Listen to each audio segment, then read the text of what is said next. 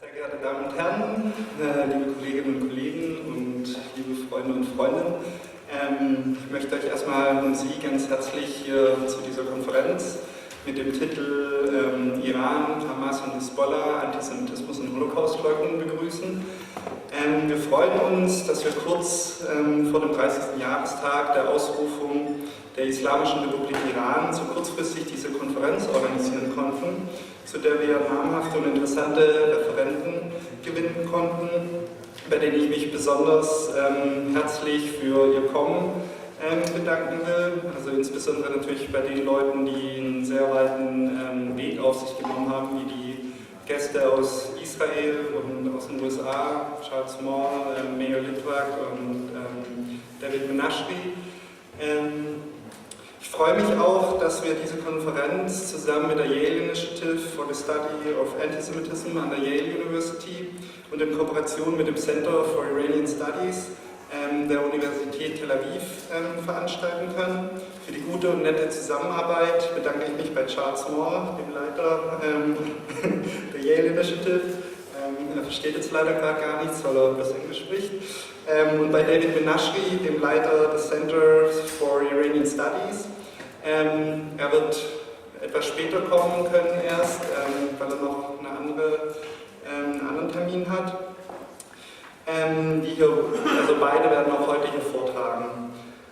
Zudem möchte ich mich bei der Landeszentrale für politische Bildungsarbeit und dem Legacy Heritage Fund bedanken für die finanzielle Unterstützung dieser Veranstaltung und natürlich bei all den Personen, die zur Durchführung dieser Konferenz beigetragen haben.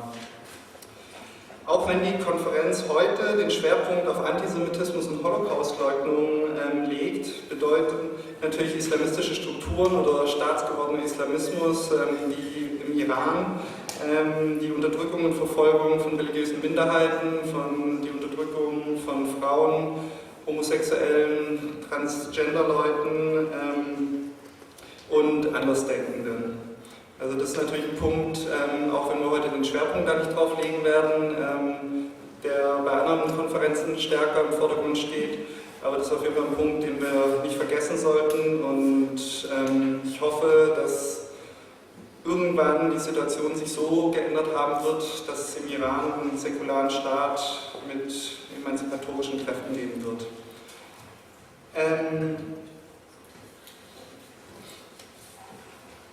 Was ist die Situation heute? Es gibt die Vernichtungsankündigungen des Irans und der islamistischen Organisationen wie Hamas und Hisbollah gegenüber Israels. Mal richten sich die Anfeindungen gegen Zionisten, die Grenze zur Anfeindung gegen die Juden sind dabei öfters fließend. Ziele der Attacken sind Israelis und Juden, teilweise Amerikaner, jüdische Einrichtungen in der Welt und teilweise auch Europäerinnen und Europäer. Holocaustleugnung nimmt bei den islamistischen Strukturen einen zentralen Stellenwert ein. Zum einen wird der Holocaust geleugnet, verharmlost und so weiter. Zum anderen wird den Israelis gerade ein solcher gegen die Palästinenser oder Muslime vorgeworfen.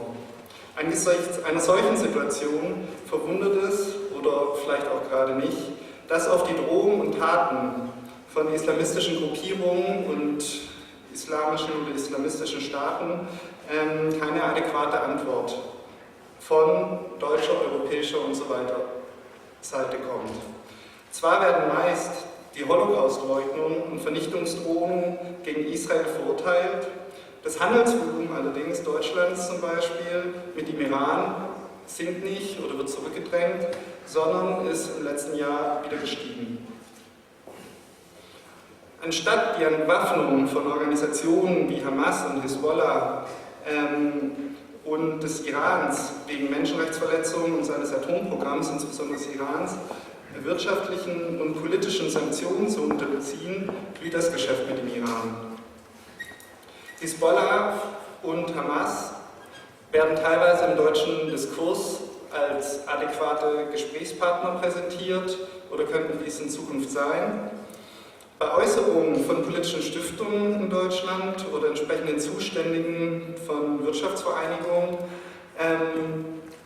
oder den deutschen Medien wird im Zuge der gesellschaftlichen Konstellation, die wir haben, dann Obamas Ansprache zum iranischen Neujahrsfest mit Genugtuung aufgenommen. Was wir, die Deutschen, schon immer gemacht haben, mit dem islamistischen Iran oder mit Hamas und Hisbollah teilweise auf gleicher Augenhöhe zu sprechen, damit Business as usual betrieben werden kann, wünscht man sich nun eventuell auch von den USA. Nicht die Islamisten scheinen das Problem zu sein, sondern die USA. Sie seien zu iranischen Regime nicht nett genug, sodass dieses sein Atomprogramm vorantreibt. Das sind Äußerungen, die wir teilweise in den letzten Tagen auch von Vertreterinnen politischer Stiftungen in Deutschland gehört haben, in persönlichen Gesprächen. Meiner Meinung nach, oder unserer Meinung nach, handelt es sich dabei um eine Realitätsverkennung. Die Realitätsverkennung, dass sowohl die islamistischen Strukturen nicht benannt werden und die Potenziale von Terror, der auch nach Europa getragen werden könnte, sondern auch eine Realitätsverkennung dahingehend, dass die Ideologie der Islamisten und des staatsgewordenen Islamismus Iran einfach verkannt werden. Was diese Konferenz versuchen will, ist über Kernideologeme des Islamismus und des Irans aufzuklären, worunter unter anderem Antisemitismus und Holocaustleugnung fällt. Soweit erstmal von meiner Seite. Jetzt wird erstmal Charles Moore ein paar Begrüßungsworte noch sagen und danach werden wir mit dem ersten Podium anfangen, das Günter Jekeli moderieren wird. Danke.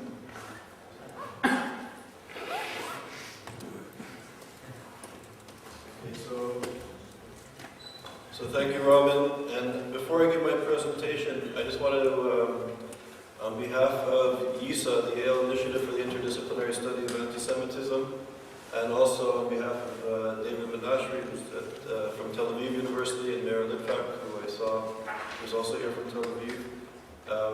We're two of the three sponsoring organizations, but the main organization that put this whole thing together under Robin's leadership and Gunter and all the other people who work in the, now I'm going to harm your name, the Internationale Bulletin Social Antisemitisch Forschung in Berlin, sorry for mispronouncing it, that it's really been an honor to work with you putting this conference together, and I think that this institute really not only does high caliber research, but they're on the front lines or the cutting edge of making these very important issues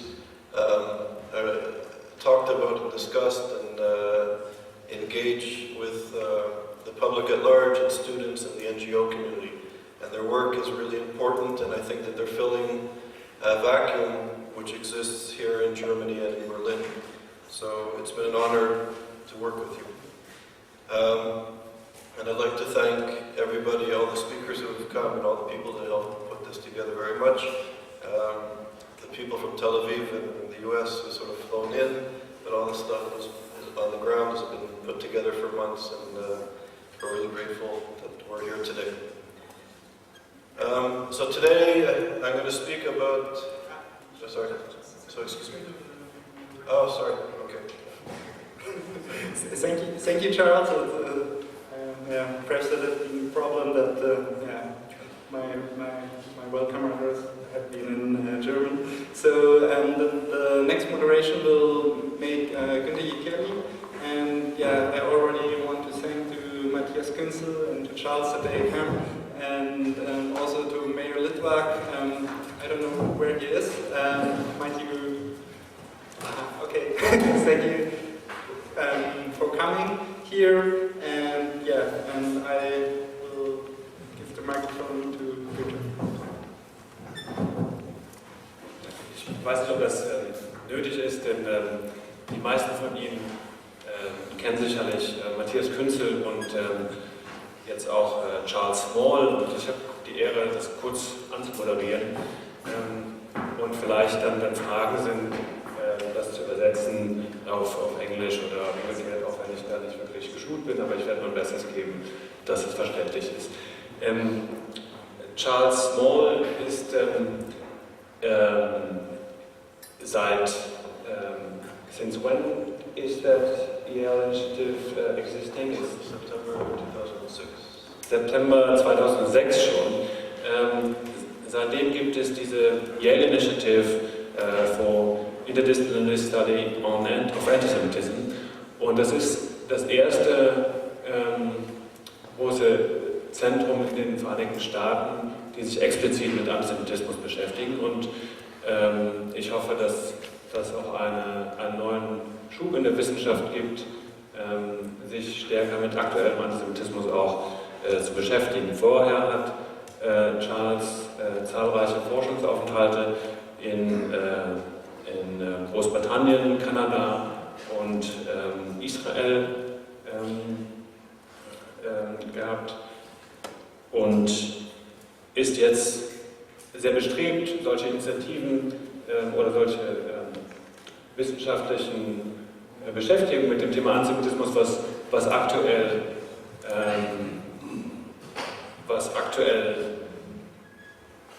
auch Auswirkungen hat auf die Politik, sich damit zu beschäftigen und das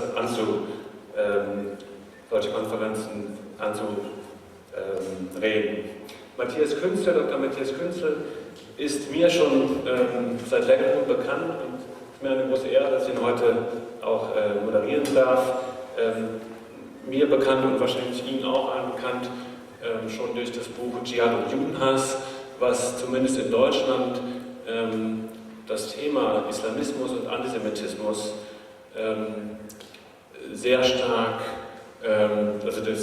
als Thema gesetzt hat und eingefordert hat, dass sich da Wissenschaftler verstärkt mit beschäftigen, was leider zu wenig meiner Ansicht nach passiert ist. Dr. Matthias Künzel ist Politikwissenschaftler und Publizist. Er ist Research Associate des Vidal Sassoon International Center for Study of Antisemitism und im Vorstand der Scholars for Peace in the Middle East. Und ich hoffe, dass sein neues Buch, was ich gesehen habe, was angekündigt ist, Verhängnisvolle Freundschaft, Deutschland, die Mullahs und das Atom, das, was wahrscheinlich erst im Herbst rauskommt, aber dass es da vielleicht schon den einen oder anderen Artikel vorher gibt zu dem Inhalt. Aber jetzt will ich nicht weiter reden, denn Matthias Künzel und Charles Small sollen ja auch noch zu Wort kommen. Ich weiß nicht, wie die Reihenfolge ist. Ich glaube, Charles Small fängt an und dann kommt im Anschluss direkt Dr. Matthias Künzel und dann können wir vielleicht Fragen stellen. Danke. Okay, so Doctor, thank you very much. And today I'm going to speak about issues of anti-Semitism in Iran or within the Iranian regime in particular. And when I speak about the regime, Iran, I'm speaking about the regime. Before I start, I would like to say, and I think the theme in my presentation, and I suspect in some of the other papers, is that when it comes to issues of anti-Semitism, anti-Semitism always starts with Jews, but it never ends with Jews.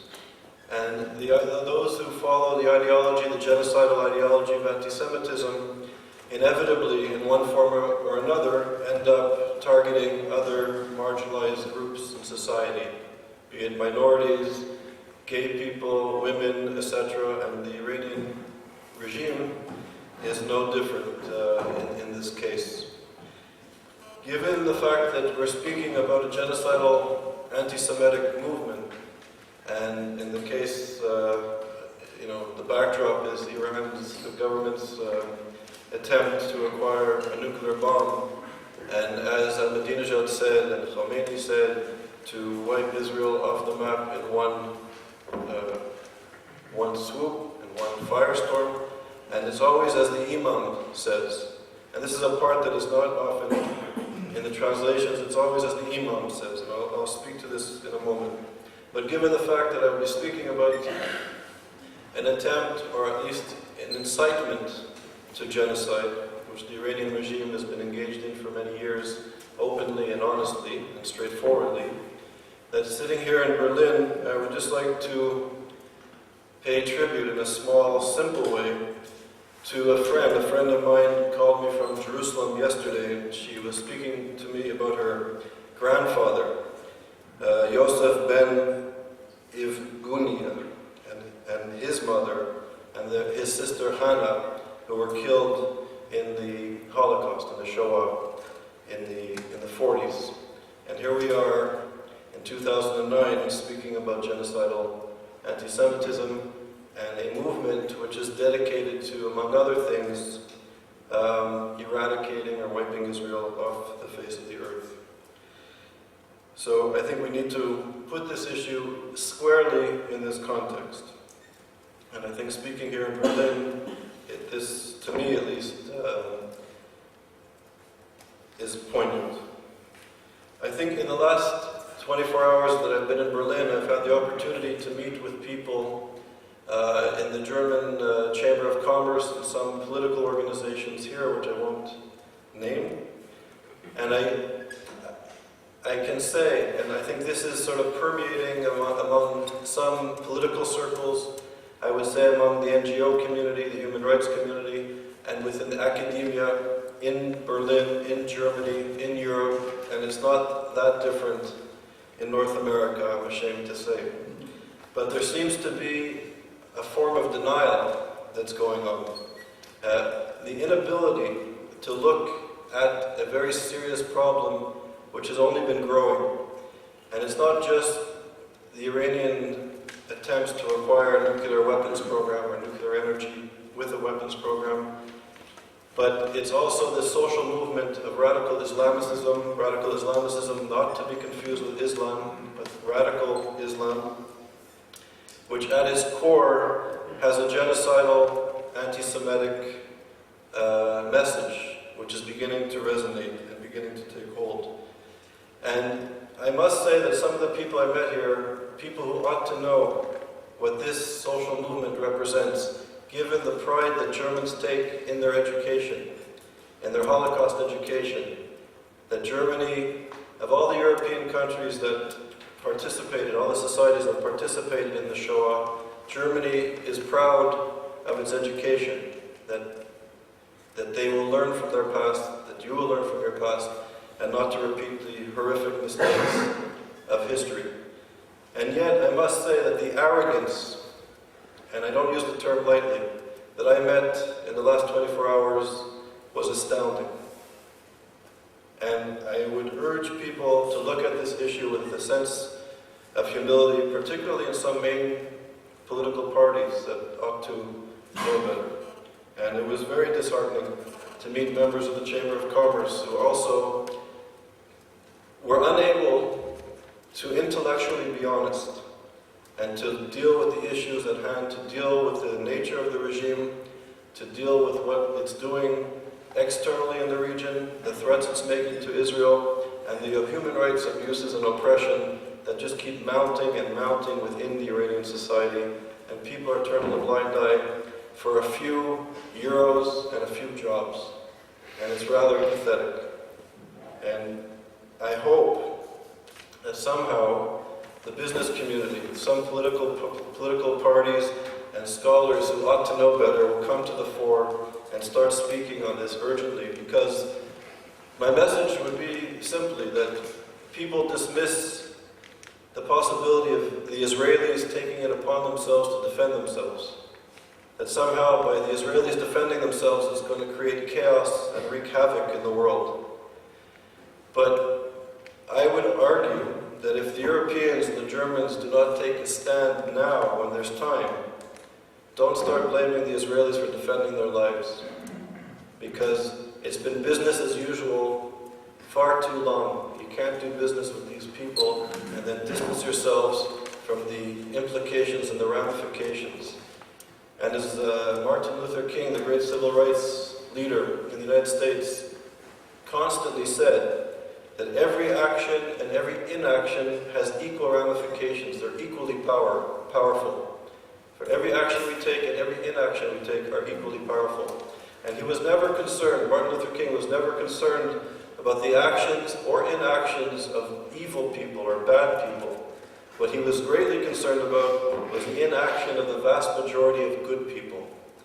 And on this issue, internationally and here in Germany, there's been a deafening silence.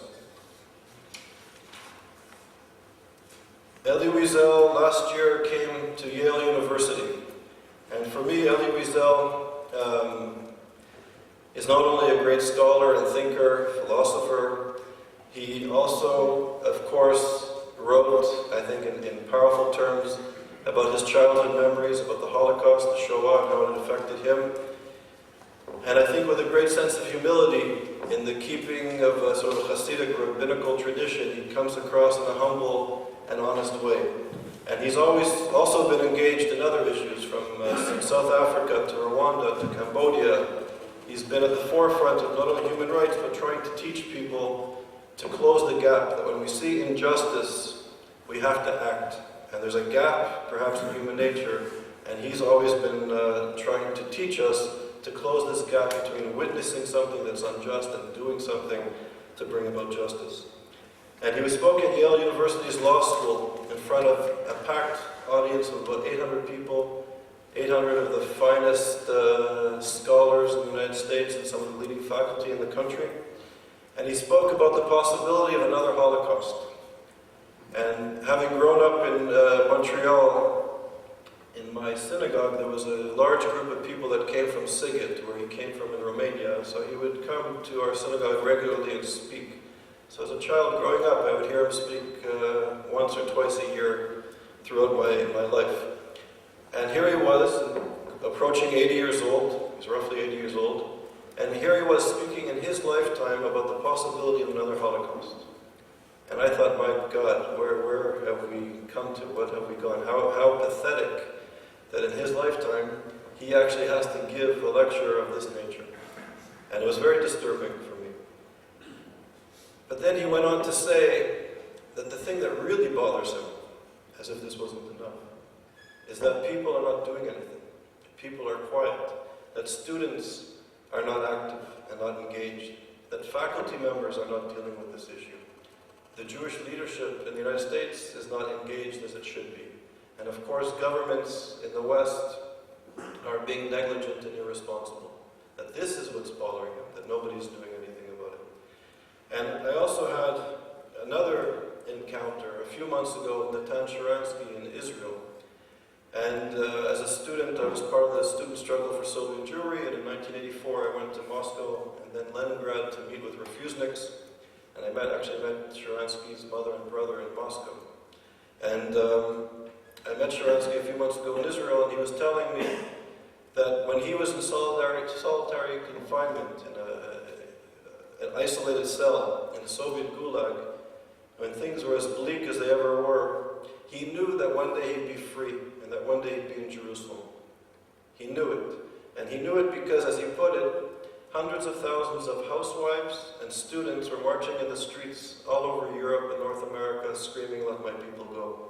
And he knew one day he'd be free. And he asked me, he said, "Charles, what is going on? What is going on in Europe and North America? Why does nobody care about the weapons program of Iran, about the human rights abuses of the Iranian regime and of radical, not Islam, but radical Islam, and the social movement which is diametrically opposed to everything we believe in democracy. If you're left-wing or right-wing, if you're religious or secular, if you're Muslim, Christian, Jewish, atheist, agnostic, Buddhist, it doesn't matter. If you believe in any sense of democracy, any form of citizenship, if you believe in women's rights, gay rights, if you're opposed to genocide of any group, then this social movement, which is marching forward and gaining strength after strength after strength as time passes, which is an affront to basic democratic principles and basic notions of citizenship, we remain silent.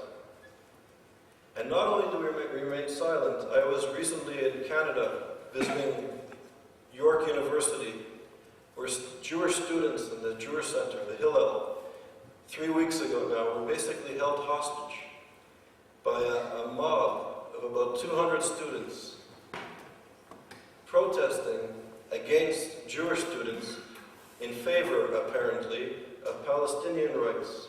So here were white Christian or European Canadians who claimed to be on the left, who were supporting Hamas during anti-apartheid week with a few Middle Eastern students, a few Muslim students, and they charged or stormed the Hillel, which is in the student center, and 8 students were trapped inside, and outside there was a mob of more than 200 students screaming, "Jews out of Palestine, Jews out of York University, kill," and I won't repeat the other words that were being hurled at the students.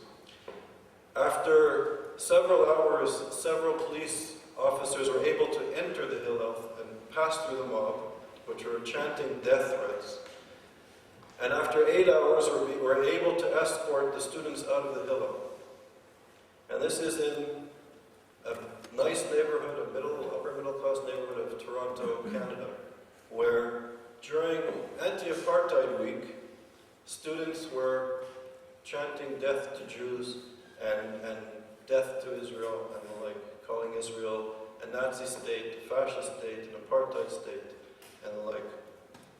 And I would just like to urge you, and the presentation I gave in Canada was a comparison between the Hamas Charter, which I'm sure many of you have read, and the South African Freedom Charter. And the South African Freedom Charter is based on the ANC Freedom Charter. When I was a student in the 80s and 90s, I was part of the anti-apartheid movement. I was actually the chairperson of the ANC, the African National Congress Solidarity Committee of of Quebec. And I was active in Canada, in Europe, and was invited by the ANC leadership to South Africa on 2 occasions. Was an international observer at the first unbanned political parties that took place in South Africa in 1991, and went to witness elections and other events on another occasion. So here I was, a Jewish, Canadian, progressive, social democrat, loosely, I'll define that loosely, engaged in human rights issues, leading the anti-apartheid movement in Quebec. And I did so because if you read the South African Freedom Charter, the South African Freedom Charter was opposed to the apartheid racist regime, but it clearly states, it stipulated in bold terms in the social democratic tradition, or essence, that in the future South Africa, when the apartheid system was defeated, that all South Africans would be free and equal before the law. That regardless of gender, race, religion, ethnicity, language, and the list is long, in keeping with social democracy, the ANC and the broad coalition against apartheid enshrined and promised that every citizen would be equal in a new and free South Africa. And I think to a large extent, particularly the judiciary and the legal system in South Africa, is making an attempt to follow into a social democratic tradition with hiccups and problems and contradictions, but there is a legal body of knowledge which is emerging and developing in which all citizens' rights are guaranteed in a free South Africa. So here, fast forward 15, 20 years later, and ignorant scholars and ignorant students are now comparing Israel to an apartheid regime, to a Nazi regime. And the incredible thing is, if you would read the Hamas Charter, Hamas, which is now controlling Gaza, which the Israelis withdrew, is no longer an occupied territory. Hamas, which is supported by and sponsored and had developed militarily and ideologically by the Iranian revolutionary regime, which controls Gaza and perhaps some would say can at will, or will perhaps in the future, take over the rest of the West Bank and the occupied territories. That here's a regime which in their founding document, in their covenant, in their charter, and you can Google it tonight, it's available in German and English and French, it's all over the internet, it'll take you 20 minutes to read. And I would urge you to read the Hamas Charter and compare it to the South African Freedom Charter. In the Hamas Charter, it literally, in black and white and in simple terms, like the Iranian regime, like Hezbollah also, as you know, supported by the regime in Iran, literally calls in black and white for the killing of Jews. Now, the important thing about the Hamas Charter is that this is not the rantings and ravings of a few crazy extreme people in a broad, large Hamas party. This is the founding document. This is the raison d'etre of Hamas.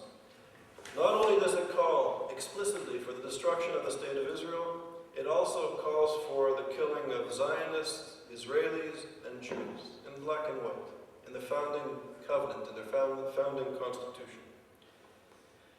And not only that, if it wasn't so serious, and if it wasn't so horrific, it would almost be comical. Here is a radical Islamic organization that is trying to recreate a caliphate, trying to recreate some sort of glorious Islamic past and impose Sharia law on Palestine and all of Palestine to get rid of the Jews and the Christians and the Crusaders. It's trying to free the entire area, like Iran, of all outsiders, of all people who are different. And in doing so, not only calls for a genocide, but uses the most pernicious European form of genocidal anti-Semitism known to humanity. It takes the Protocols of the Elders of Zion, this forgery which came from in Europe in the late 1800s, turn of the century, originated probably in France and or in Russia, and helped to spread lies in Europe which paved the way conceptually, intellectually, and politically for the Shoah, for the Holocaust. It justified the killing of people, and the killing of people on a mass scale. And of course, it blamed the Jews for all these secret conspiracies, and it was the most pernicious form of European anti-Semitism going. So here's a group which the raison d'etre apparently is to rid itself of foreign influence and to create some pure Islamic society with no foreign intervention. But if you read the Hamas Charter, the theme throughout the Hamas Charter is lifted from the Protocols of the Elders of Zion. It's not only a horrific document, they should be sued for plagiarism. They should be banned from it. In the United States, we have freedom of expression and freedom of speech that some would say is too much compared to other countries. But in universities, you know, if you plagiarize, you're kicked out. If you're a student or faculty, it's not tolerated.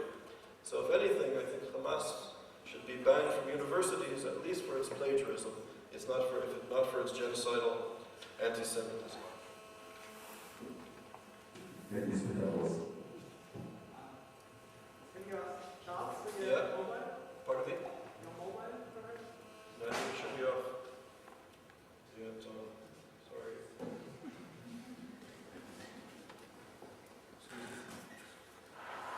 So, and of course this is a movement in which now some people in the European Union and in the United States are now calling for engagement with Hamas, to legitimize Hamas, to include Hamas into some sort of coalition government within the Palestinian Authority. I would just like to read you some choice quotes very briefly from the Charter, and this is directly quoted from the Charter.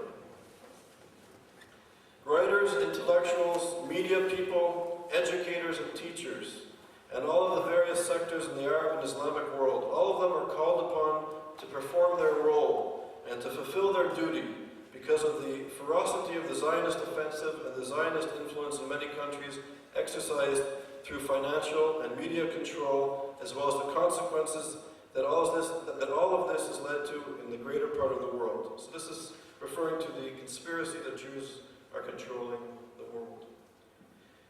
Here is a direct quote. Israel, Judaism, and Jews challenge Islam and the Muslim people. May the cowards never sleep. Anything... sorry, I'm going to read this here. Here you can see a clear example of the Protocols of the Elders of Zion, which is now becoming, in some countries like Turkey, the second most popular, or second most published book in countries like Turkey. There's 12 publishing houses in Turkey that are publishing the Protocols of the Elders of Zion, and if you go to memory.org and other studies, research studies that are dealing with these issues, you can see that this type of anti-Semitism is now permeating into the mainstream of several Muslim and Middle Eastern countries, and certainly Iran is being the exporter of this type of ideology. There's constant, and this is a direct quote from the Charter, constant attempts and attention through information campaign, films, and school curriculum, using for their purposes their lackeys who are infiltrated through Zionist organizations under various names and shapes, such as the Freemasons, the Rotary Club, and espionage groups and others, which are all or nothing more than cells of saboteurs and subversives.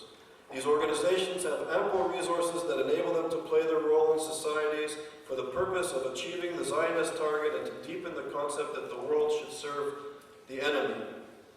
These organizations operate in the absence of Islam and its estrangement from its people. The Islamic people should perform their role in confronting these conspirators and these saboteurs.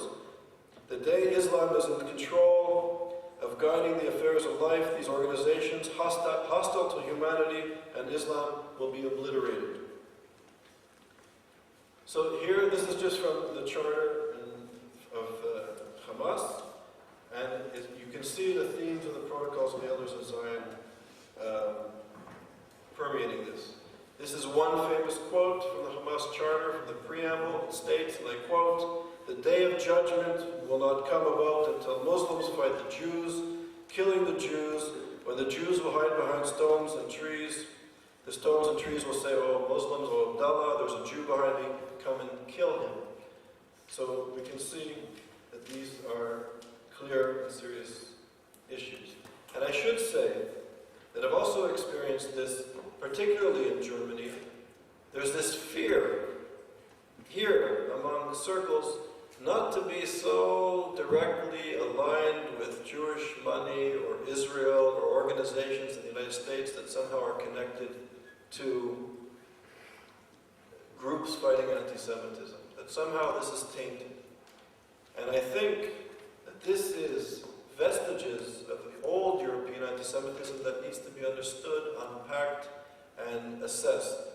That the fight for basic human rights, the fight for social democracy in the broadest terms, the fight against hatred, has to be open and direct. And everybody, regardless of their backgrounds, their ethnic backgrounds, or religious backgrounds, or affiliations, who want to participate in the struggle should be equal members and participate in the struggle, and not to be painted with stereotypes that we need to be confronting and fighting into the future. So I just want to state that clearly. Ahmadinejad, as we know, in 2005 had a conference entitled "The World Without Zionism," and I quote, "The establishment of the Zionist regime, according to Ahmadinejad, was a move by the world oppressors against the Islamic world, and that the state of Israel was illegitimate." Referring to Ayatollah Khomeini, Ahmadinejad said, "As the Imam said, Israel must be wiped off the map."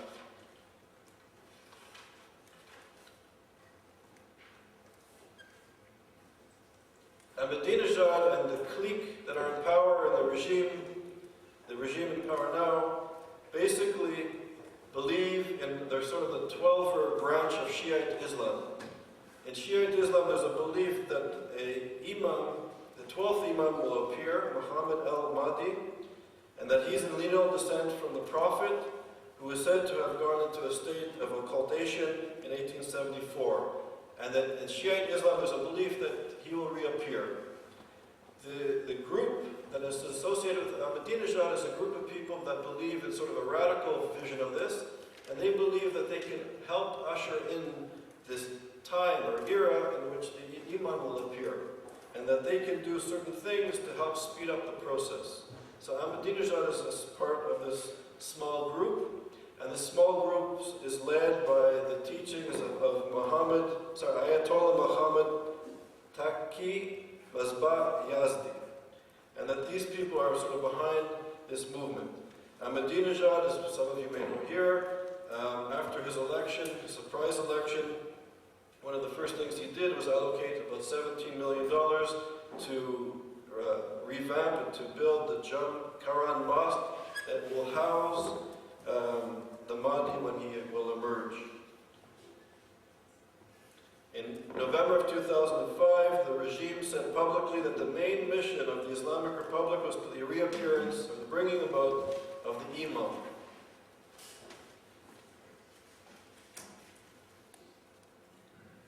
When Ahmadinejad first came to the General Assembly, he said, and this is a direct quote in the United Nations in New York, he said that he felt this is quote, "I felt the atmosphere suddenly change, and for those 27 or 28 minutes, the leaders of the world did not blink.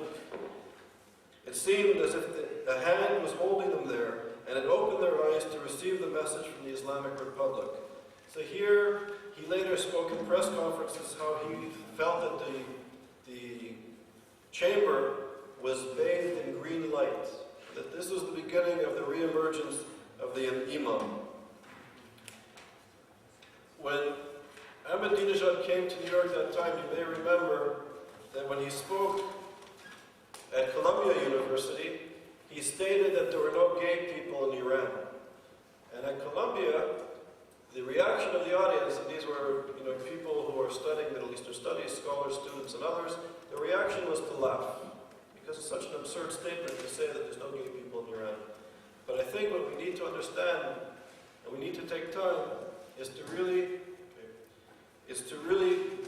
study the language and the philosophy and the worldview of those who believe in radical Islam. Because in radical Islam, you cannot accept homosexuality or gay people in society. It contravenes the teachings that they believe in. And as we know, gay people are oppressed in Iran, and gay people are actually, in some cases, being murdered. I have 2 more minutes, and I want to get to one last point that I think is very important. When Ahmadinejad came to the United Nations this past year, in September of 2008, he spoke, and I won't go into the quotes, I have all the quotes, but basically he spoke about how Islam was a religion, a world religion of peace, and that he wants to join forces with other religions of peace. And he was mentioning, or referring to Christianity. But he spoke about how the Zionist regime and a small clique of Zionists, a small clique of Jews, are controlling the economic resources of the world. And how, basically, coming out of the protocols of the Elders of Zion, and if you look at the media, the reports coming out of Iran, in popular culture, and certainly from the government, they're using these images and conspiracy theories from the protocols to drive home their point. And he basically said that it's a small clique of people that are destroying the world.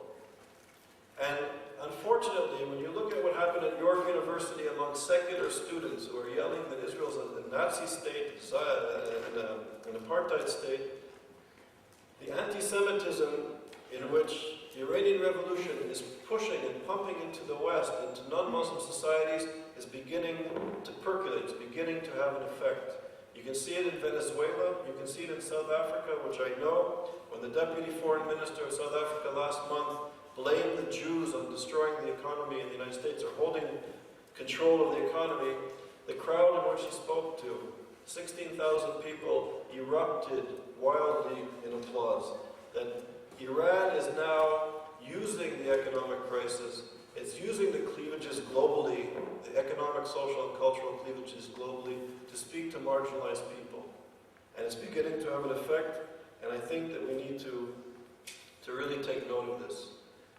So, just to close, and I'm sort of being cut off in midstream, that I think I would urge you, when I speak in the United States, I usually put up a show of hands, how many people have read the Protocols of the Elders of Zion, how many people have read the Hamas Charter, how many people read fatwas, how many people read the Iranian, the Hamas, and Hezbollah press. I urge you to do it, and in the age of the internet, it's very easy, and it's not that time-consuming. Start reading what these people are saying, what these people believe in.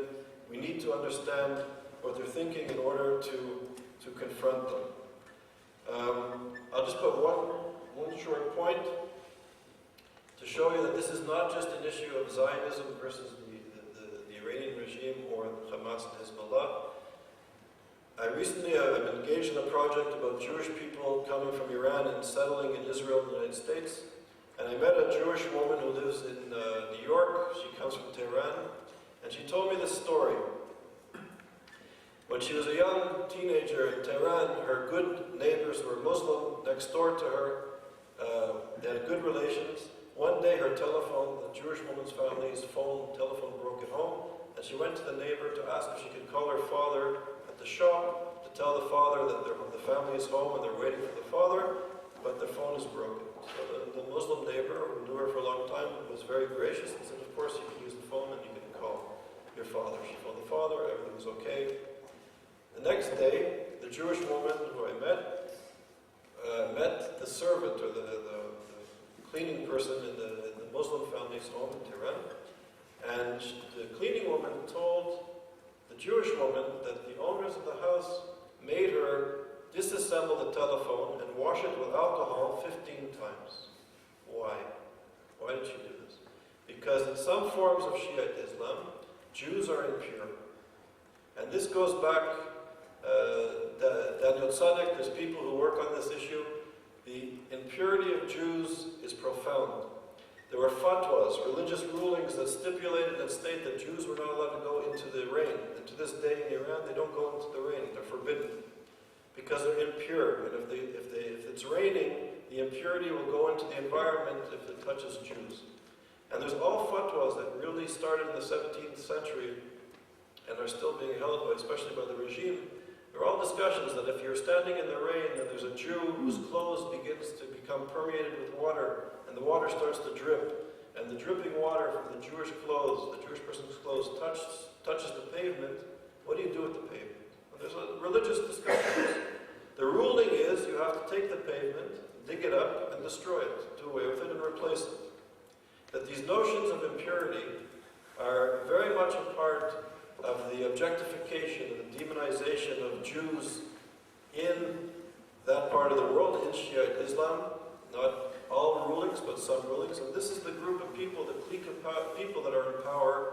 So the demonization of the State of Israel is also connected to anti-Semitism and the hatred of Jews, which exists in that part of the world. And I think that this is also at play, and this should also be understood. That if you believe in democratic basic rights, citizenship, that these issues need to be understood and then confronted. Thank you.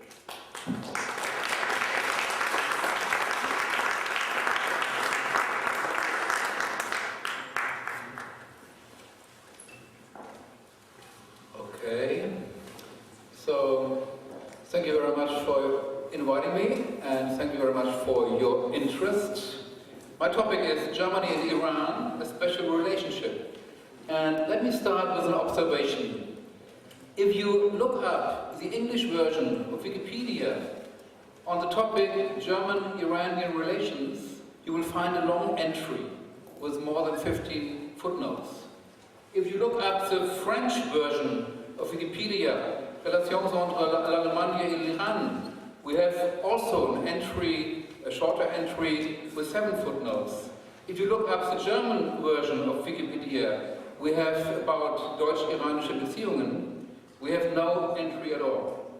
So this is interesting that in other countries there is a kind of awareness that there is a kind of particular situation between Iran and Germany.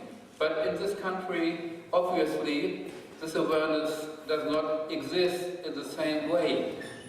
In Germany, only a few dozen specialists are informed about this special relationship, among them Peter Rudolph, a former researcher of the Stiftung Wissenschaft und Politik, who wrote about Germany's, quote, historically shaped strategic preference to Iran. The historically shaped strategic preference to Iran. In addition, the notion of a, quote, traditional German-Iranian friendship is quite often used to attract new German investments in Iran. Friendship, of course, is something good. Traditional friendship is even better. But in this case, in the case of the so-called German-Iranian friendship, there is a flaw embedded in the notion of traditional friendship or in the notion of an historically shaped preference. This concept of friendship is contaminated by the inclusion of Nazi Germany. This good tradition does not exclude but include the time between 1933 and 1945. To give you just one example, in the year 1996, the President of Iran, Rafsanjani, when he praised the German-Iranian friendship, he emphasized, quote, "Our relationship was always good. Both our people are of Aryan origin." And he recalled the time between 1941 and 1945 when Iran was occupied by the Allied powers because of the friendship between Germany and Iran, and that the Iranians, even during those years, supported the German cause. Many Germans who visited Iran mention how much praise for Adolf Hitler still exists. Christiane Hoffmann, who reported for the Frankfurter Allgemeine Zeitung, mentions in her book of 2008, quote, "the open admiration of many Iranians for Hitler," and, quote, "an accentuation of the good German-Iranian relationship during the time of Nazi Germany."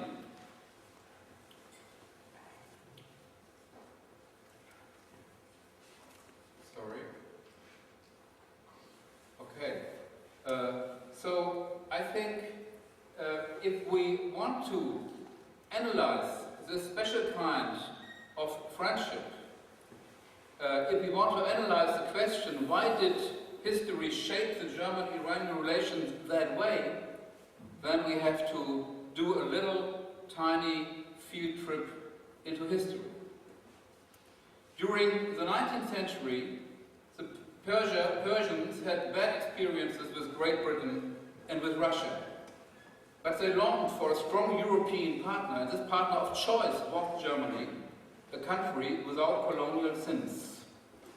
During the first quarter of the 20th century, Germans naturally took this chance and did many huge industrial investments in Iran. It can be correctly claimed that Germany was the real founder of the young Persian industry. During the Nazi time, the bilateral relations reached their peak. German imports to Iran hold a share of 43% of all imports in the year 1941, while 47% of all Iranian exportation business went to Germany. So these are big figures, 47% and 43%. 80% of all Iranian machinery was imported from Germany during those years. When Iran became occupied in August 1941 by Great Britain, the Soviets, and later also by the United States, the Iranians conducted a kind of freedom struggle against this occupation, a freedom struggle together with German Nazi agents in Iran who wanted to get rid of Britain and the Soviet Union for very different reasons. Thus, it was no wonder that in the year 1945 there was no 8th of May in Tehran, but a feeling of common victimhood. Now Germany was divided and occupied by the very powers that had occupied Iran the years before, Great Britain, the Soviet Union, and the USA. Thus, as early as 1952, Germany was again the biggest business partner of Iran. After the Islamic Revolution in 1979, 4 years later, in the year 1983, Germany's exportation business with Iran reached its historical peak. This continuity of economic dominance is the reason why, according to the German-Iranian Chamber of Industry and Commerce, today still, quote, 75% of all small and medium-sized factories in Iran are equipped with German technology. After the Islamic Revolution, Germany's historically shaped strategic preference to Iran became again obvious for the rest of the world. To give you just two examples. In the year 1984, Hans-Dietrich Genscher was the very first Western foreign minister to visit Tehran. During those years, Iran was considered to be a pariah state for different reasons. Mr. Genscher nevertheless broke the taboo and started in 1984 a kind of Sonderweg vis-à-vis Iran, which was not supported by any other Western nation. One of the reasons was, according to Mr. Genscher, that Iran was a country, quote, without any bad thought or bad memory towards Germany, end quote. In the year 1995, the head of the Iranian state intelligence, Ali Falahian, was an official guest of the German government. The German state prosecutors at that time wanted to arrest Falahian immediately after his arrival on German soil because he was the guy behind the murder of 4 leading Iranian Kurds in a Berlin restaurant called Mykonos. But the government said, no, don't touch him, he's our guest. Falahian revealed during his trip that there was a close relationship between the German and the Iranian intelligence agencies, which includes the delivery of hardware from Munich to Tehran, a training program for Iranian intelligence people in Munich, and the exchange of name lists. The United States and the United Kingdom publicly complained about this visit, about this visit in this special field. But this was again justified, in this case by Foreign Minister Klaus Kinkel, with a quote, consideration that the Germans and the Iranians are connected by a 100 years old tradition of good relationship. And today, throughout the decades, there was a silent acceptance that the notion of traditional friendship includes the former relation towards Nazi Germany as well. This tactical agreement does not work any longer.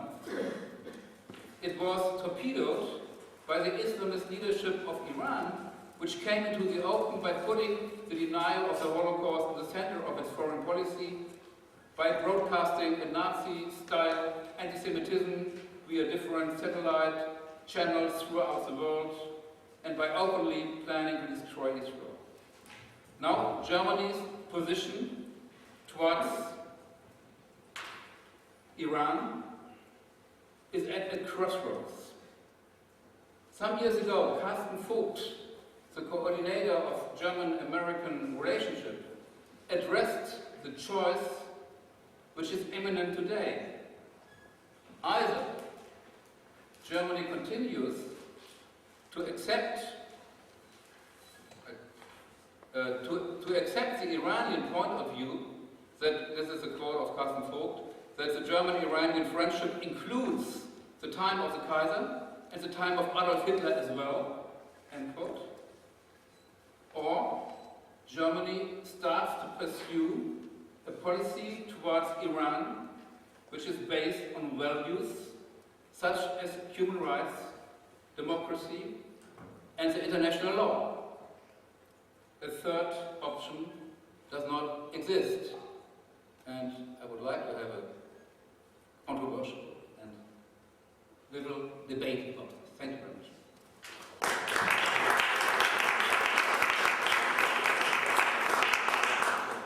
Thank you very much for both very strong words, and I will immediately give the floor the possibility to ask questions. I think what you pointed out, Matthias, that the traditional, very strong commercial ties between Iran and Germany are still ongoing, and there is, I think it's very clear that there is now this crossroad. And your astonishment, Charles, maybe, is about the, I mean, the title was the German response to the anti-Semitism made in Iran, and you didn't talk much about it because obviously there is not much of a response to it, or the response to it is, well, a non-response really. So the inclusion of the Holocaust, what I learned in Holocaust education I learned that the anti-Semitism was central to the Nazis, and the Holocaust wasn't a byproduct. And I also learned that the Holocaust, or this mass murder, was possible. Basically, I mean, anti-Semitism has existed before, and it was possible then because the government made it central in their policy, anti-Semitism. And here we have a state where I think it's hard to not to see that anti-Semitism is a very central element in their, I don't know, in their attitudes, in their policy. So this special relationship in Germany now, and to as you pointed out, with the Holocaust denial, Germany has to answer this question. I mean, this is an open, and I mean, you put this question, but so far, I mean, not many people even put this question. So I wonder how how this can, the awareness of this can be raised. But not really. I want to open the floor to get into a discussion with all of you, and I think we have about 15 minutes to do that. And who has some question to either Matthias and Charles, or both of them? Go ahead. Yes, please. Yeah, is the microphone?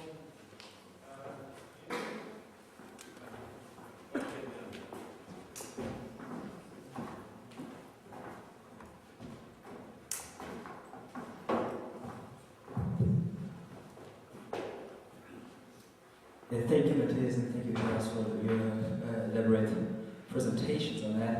And I would like to follow up Günther's remarks on one very frequent argument that is made regarding the anti-Semitism of the Iranian regime is, and I think you were well aware of Roger Cohen's latest contributions to the New York Times, dealing with the Jewish community in Iran, and basically claiming it's not that bad. It's if this regime would be really similar in their fierce anti-Semitism to the Nazis, they would have eradicated the Jewish community long ago. And obviously they didn't do it, even if you take graphic examples like you did, Charles, with the cleaning of the telephone. But still, there must be some kind of difference in the behavior and attitude of the regime towards Jews in general.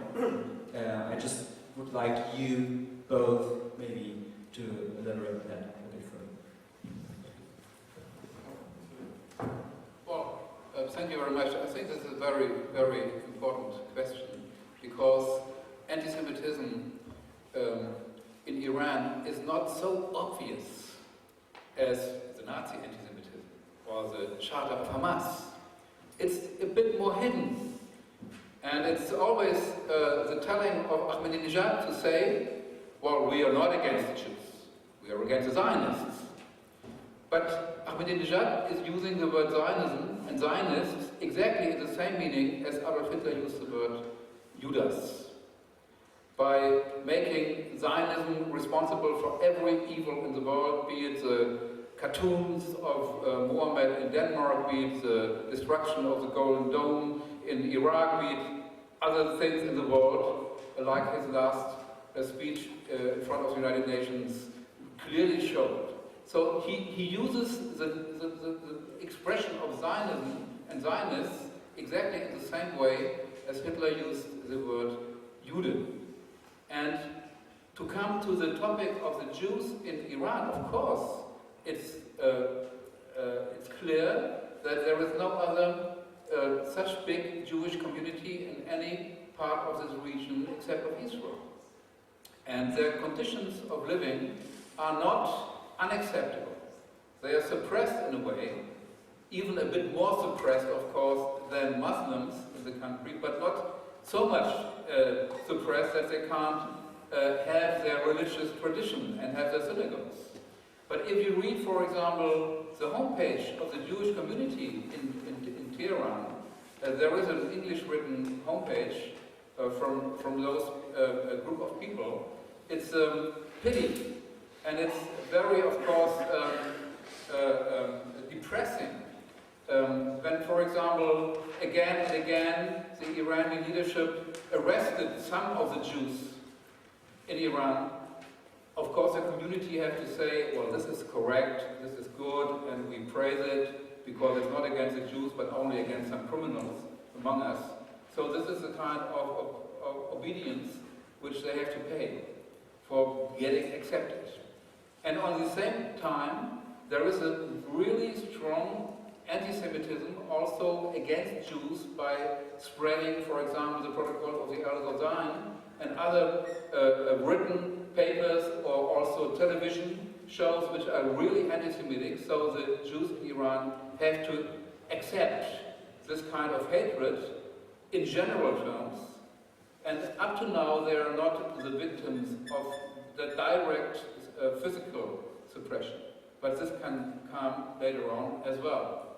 I don't know, maybe it's also a kind of blackmailing a point for Ahmadinejad, that he can say, well, if Israel would attack us, the Jews in Tehran would be the victims. So maybe it's also a kind of tactical play, but this does not mean that the regime of Iran is not anti-Semitic, but we have to explain more in this case than we have to explain in the case of the Hamas party, which is much more obvious. Can I just add very quickly?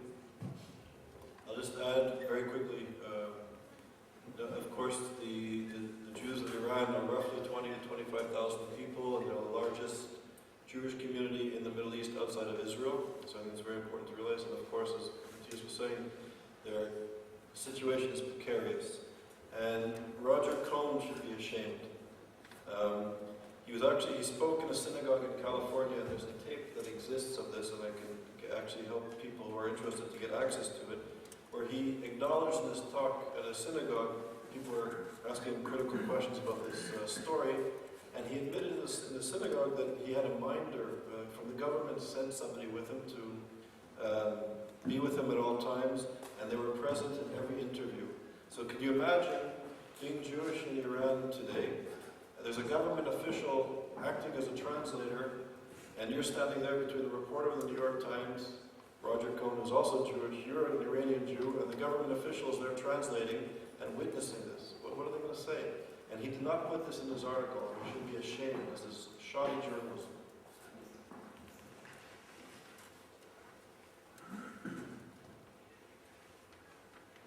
Are there any more questions? Die können auch auf Deutsch gestellt werden, die Fragen. Hier vorne sich.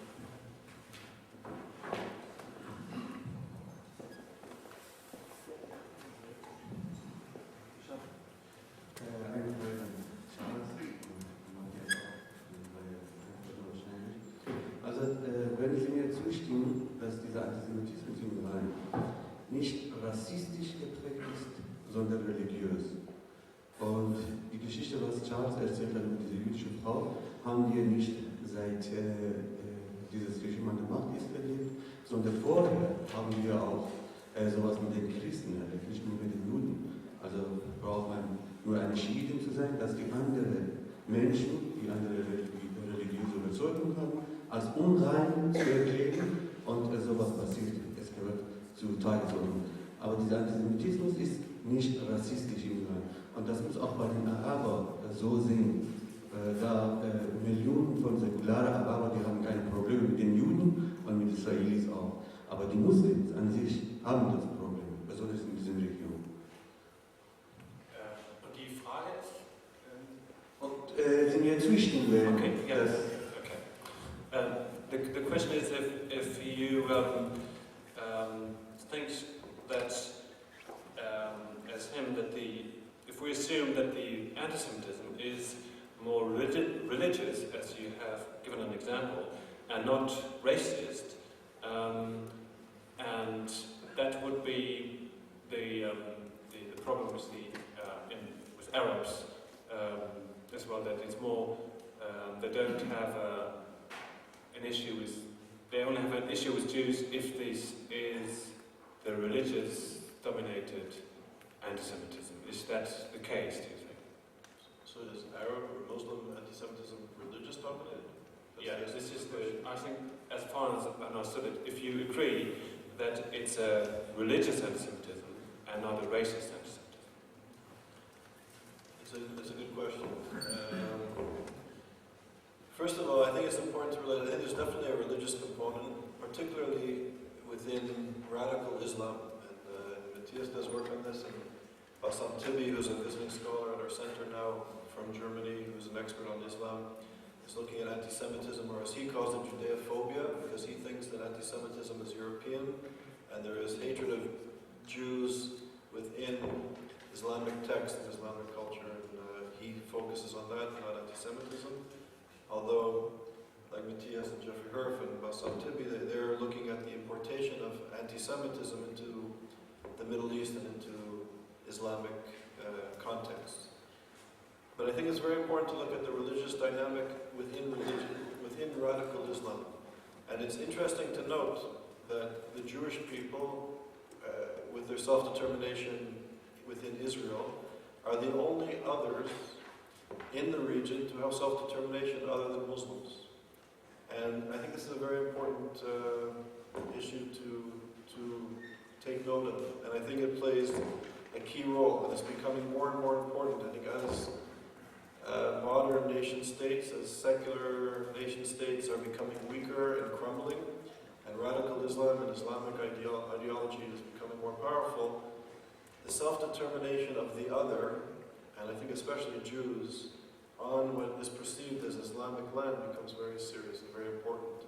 And I think within that context, peace becomes more and more difficult, recognition becomes more problematic. And I would say that if you look at the writings of Emmanuel Levinas, or the discourse on, say, on multiculturalism, as understood, I think, internationally and in Western social democracies, the recognition of the other is key. If there's no recognition of the other, then there can be no peace, there can be no reconciliation. And if one group of people is bent for so-called religious, and I say so-called religious reasons, because this is not Islam, there's 1.5 billion Muslims with different traditions and different perceptions of what Islam is, but one growing form of Islam sees the Jews in horrifically derogatory ways, as subhuman, as causing all sorts of trouble. And if there's no recognition of the other, if there's a genocidal view for the other, we have to take note of it and we have to confront it. You can't appease it. This is not multiculturalism to accept it. But then I think in a nutshell that anti-Semitism has different layers. I think when the world saw through a lens of religion, the Jews were the wrong religion. When the world viewed biology, race, and ethnicity and nation as the way to see the world, the Jews were the wrong nation, the wrong race, the wrong ethnicity.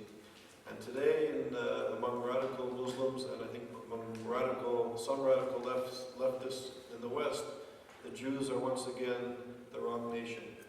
And what's terrifying and important about this form of anti-Semitism is that each model of anti-Semitism held as the solution that if the Jews would change, the world would be saved. If the Jews would leave the territory and not pollute the race and the nation would be saved. And now people are saying if Israel would only leave the region and we can, get rid of Israel, everything would be okay. Islam will be okay. The West will be left in peace. And I think this is a key component of anti-Semitism, which is part of the discourse, the mainstream discourse now, which is very terrifying and very serious. Well, thank you for this question, which is, of course, also extremely important. In one point I agree, in another point I disagree. I agree you're correct to say that racism is normally not a part of Islamist thinking, because it was a German and a European tradition based on social Darwinism. And of course, for the Islamists, Mr. Darwin is a hidden Jew, because he changed the Quran, and his history of the world is not the same as the Quran's history, and so on and so forth. So they can't be Darwinists, and you won't never find words like half Jew or quarter Jew in Islamic language. So this is correct. But on the other hand, I think it's not correct to say it's just a religious anti-Semitism. Because during the Second World War, also via the German radio broadcast to Iran, a lot of European anti-Semitism came into those countries. And even Khomeini was an ardent listener of these broadcasts from Germany. So he accepted this kind of conspiracy theories, saying that the world is bad because of the Jews, which is not especially racist, but it's another kind of political motivated anti-Semitism. And when Khomeini tried to come to power, beginning with the year 1963, he very much used anti-Semitism in order to get more popular. He very much used Israel, saying, well, even the Shah is a Jew, and Israel is trying to change our country and trying to attack our country, and a lot of fantasies which just were used to get more supporters. And I think the real term, and this is well, of course, Iran is not Nazi Germany. There are so many big differences. But in the ideology, there is one similar thing. The anti-Semitism of the Germans and the anti-Semitism of the Iranian regime today is a kind of redemptive anti-Semitism. They say we can redeem the world, wir können die Welt erlösen, if we fight the Jews. You have to get rid of Israel in order to liberate the world. This was the wording of Ahmadinejad at the end of the conference of the Holocaust deniers in December 2006. And we have same quotes by German Nazis saying, if we want to liberate the world, we have to get rid of the Jews. So this is the danger. If you have this conspiracy theories, if you believe in the ideology that the Jews are responsible for every war, responsible for every strife, responsible for every ugliness in the world, then if you want to create a good and better world, you have to get rid of them. So this is, I think, the similarity. And this is not only religious, this is very much influenced by European anti-Semitism.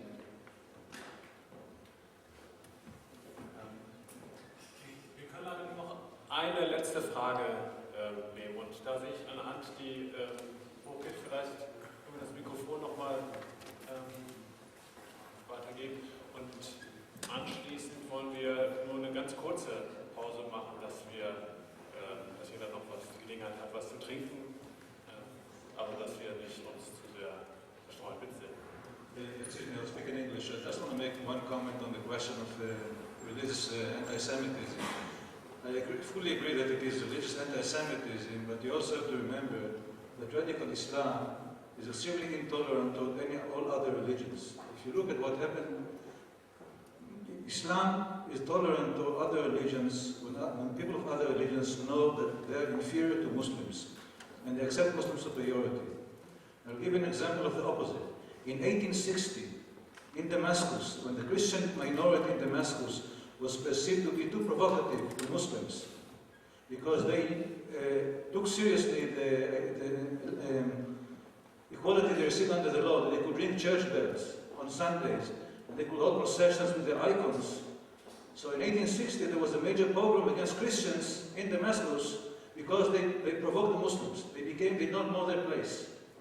And a similar thing was happening in the 1970s in Egypt, when the radical Muslims attacked the Copts in southern Egypt, because the Copts, again, were too provocative. They were going with crosses and it annoys Muslims.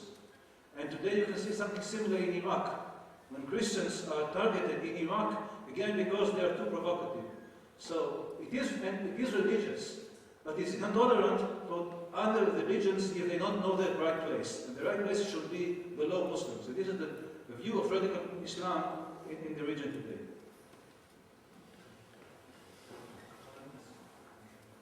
Okay.